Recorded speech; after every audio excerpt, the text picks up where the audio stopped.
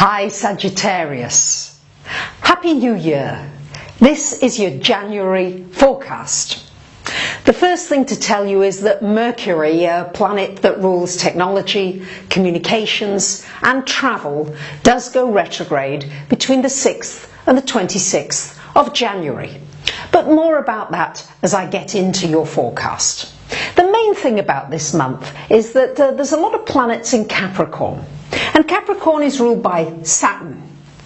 And Saturn is all about structure, making plans, New Year's resolutions. What is it that you'd like to accomplish for yourself this year? Those are going to be a lot of the questions that you might be looking to ask yourself. So let's start out with Mars. On the 4th of the month, Mars is going to go into your 12th house. Now Mars in your 12th house, you are a fire sign, lovely Sagittarius, so when Mars is in the 12th, this is a really good time to make sure that you're getting all your emotions out.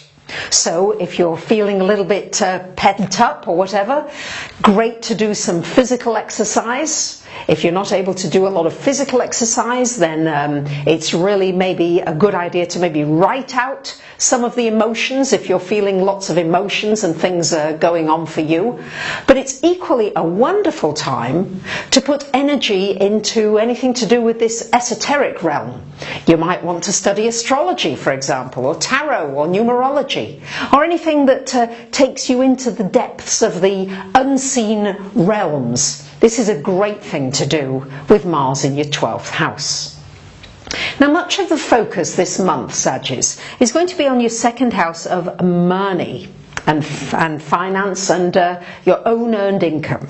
So on the 6th of the month, as I mentioned, Mercury going retrograde into this second house. So as you can see, a lot happening here since 2008. Pluto has been in this second house for many of you, transforming the way you see money, what you do with money, caused many upheavals for many of you, many very big changes and certainly some awakenings because of the square happening with Uranus still rather at play. So now with this, certainly with Mercury retrograde joining the Sun there for much of this month, good time to really reflect on money generally, how you spend it, how you save it, if you do. Sagittarius, many of you just, well, depending what else is in your chart, but Sag has a tendency to just enjoy whatever it's got in the moment, and then the money can slip through the fingers here sometimes. But here's a good time to reflect on ways you make money. Are you enjoying your work, or is it a drudge? How could you now, with Mercury retrograde, find ways to enjoy more of the things that you do? How can you make them new? How can you make them fresh? It's also a good time to reflect on how you feel about yourself. The second house is very much the house of self-esteem. And if you're feeling good about yourself, then of course very often the money flows and all the great things flow. So this is a great time to reflect on how you can really boost yourself and boost your confidence. On the 10th of the month, we've got a new moon also happening in the house of money and finance. So great opportunities for new beginnings this time. Something new can happen for you financially. Maybe some good news, maybe a job opportunity, maybe an opportunity to start your own business. Maybe you've had an idea for quite some time. You Sagittarius, you're often full of all kinds of ideas. But this would be a good time to really think about that idea, and after the retrograde, maybe to really put it into action. Or, if you've been working on something for a while, during the retrograde, it can actually really flourish and really come to fruition for you. And on the 15th of the month, we've got a lovely trine energy happening between Mercury and Jupiter up in that 10th house of career for you, Sagittarius. So really, that could be some great news about your career, your work, some kind of a negotiation that's been going on for a while, some good news happening. And also, there could be some expansion in your career, particularly these first few months of the year, opportunity to expand out from what you've been doing. So that could really be some good news. And maybe also do some travelling, because Sagittarius, your sign certainly rules travel, and also maybe do travelling connected with your work or career in some way. And on the 21st of the month, we've got the Sun coming into your third house here.